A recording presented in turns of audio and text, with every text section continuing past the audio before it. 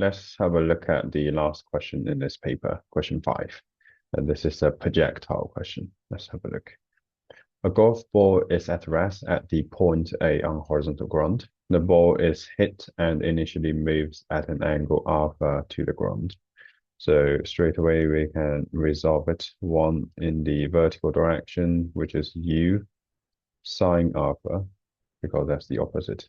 And this one is adjacent, so we call it u cos alpha. And then the ball first hits the ground at point B, where AB is 120 meters, which is labeled here. The motion of the ball is modeled as that of a particle moving freely under gravity, whose initial speed is u. So we already labeled u, so it's fine. Using this model, show that u squared sine alpha cos alpha equal to 588. Okay. So for the horizontal direction, what we know is initial velocity is u cos alpha, and then displacement is 120 meter, and then for time we can just use just t. Yeah. There's no acceleration because in the horizontal direction it's always constant velocity, so the velocity never change. So to form the equation is very simple, always the same. So u cos alpha and then times by, so velocity times time, which is t, is equal to the displacement. So u cos alpha times time is equal to 120. That's all.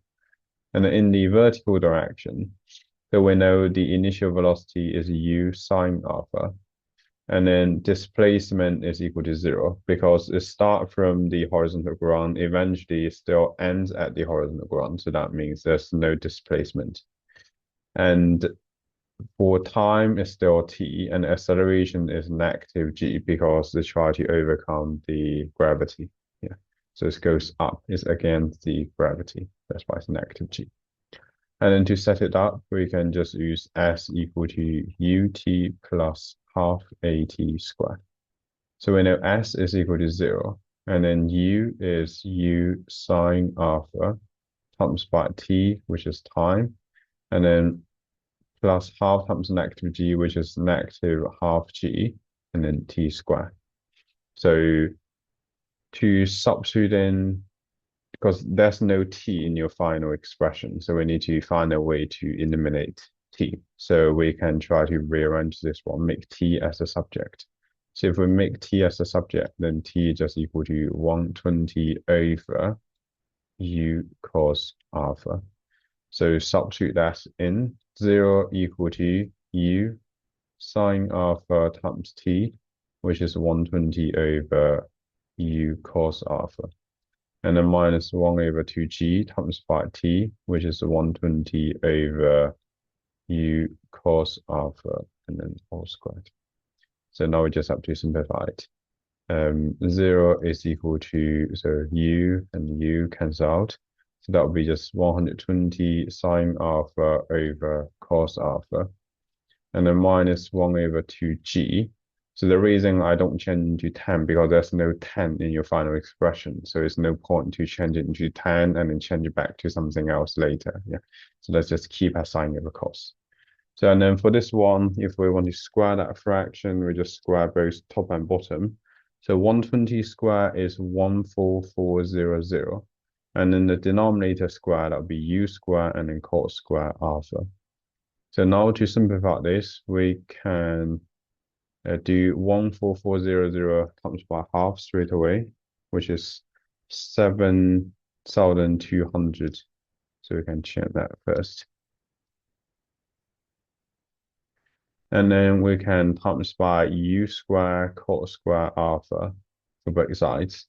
So then 0 times anything is 0. And then 120 sine alpha over cos alpha times by u squared cos squared alpha, and a minus. So if we times by u squared cos squared alpha, I just cancel out. So just 7,200g.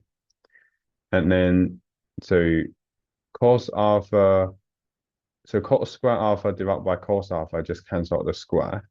So then we will have u squared sine alpha cos alpha times by 120. And a minus 7,200 times 9.8 is equal to 70560. So now if we divide by 120 for both sides, we have u squared sine alpha cos alpha minus 70560 over 120. It should be 588. And then rearrange that, we have u squared sine alpha cos alpha equal to 588, which is our final answer. Yep. And then let's have a look at part B. So the ball reached a maximum height of 10 meters above the ground, and then show that u squared equal to 1960. So maximum height will be this point, and then it's the height of 10 meters. So for this one, because it's maximum height, that means velocity has to be equal to 0 for the maximum height. So we use this as our starting point, and then this as our end point. So again, we use the vertical component to set up the equation. Let me move this down a little bit. So for the vertical component, we know, again, initial velocity u equal to u sine alpha, acceleration is negative g, but this time, since this is our starting point, this is our end point, that means displacement is equal to positive 10 meters. And then final velocity is equal to 0. So if we want to use this, it has to be v squared equal to u squared plus 2as. So v is 0, u is equal to u sine alpha. And then 2 times negative g is just negative 2g times s, which is 10. So therefore, we have u sine alpha squared is equal to 2 times 10 times c 20 times 9.8 is equal to 196. So that's what we have. So now we just have to solve the simultaneous equation for u squared sine squared alpha equal to 196, and then what we get before. So put them together, u squared sine squared alpha equal to 196, and then u squared sine alpha cos alpha equal to 588. If we divide one by the other, so u squared over u squared cancels out. Sine squared alpha over sine alpha just cancel out the square. So it's really sine alpha over cos alpha is tan alpha. And then 196 divided by 588 is 1 over 3.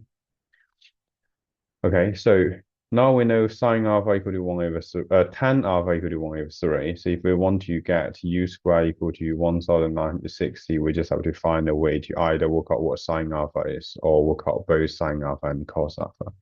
There are a few ways to do this, but if we want exact value, it's better to just draw a little rectangle triangle. That's what I normally do.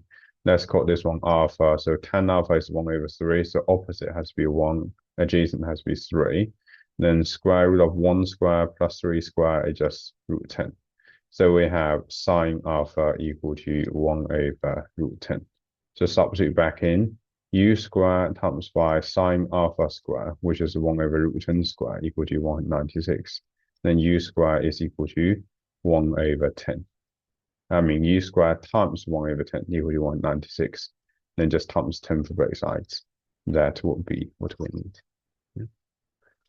And then next part, so in the refinement to the model, the effect of air resistance is included. The motion of the ball from A to B is not modeled as that of a particle whose initial speed is v meter per second.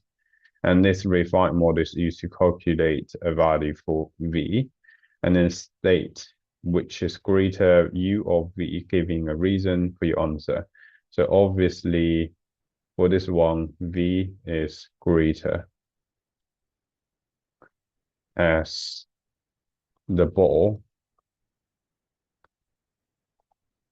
needs a larger velocity to overcome the air resistance. And then for part D, state one further refinement to the model that would make the model more realistic. So Yeah, you can just say like more accurate value of G, and then the spin of the ball, dimension of the ball, or like something similar is fine. Yeah, I would just say more accurate value of G, or like spin of the ball,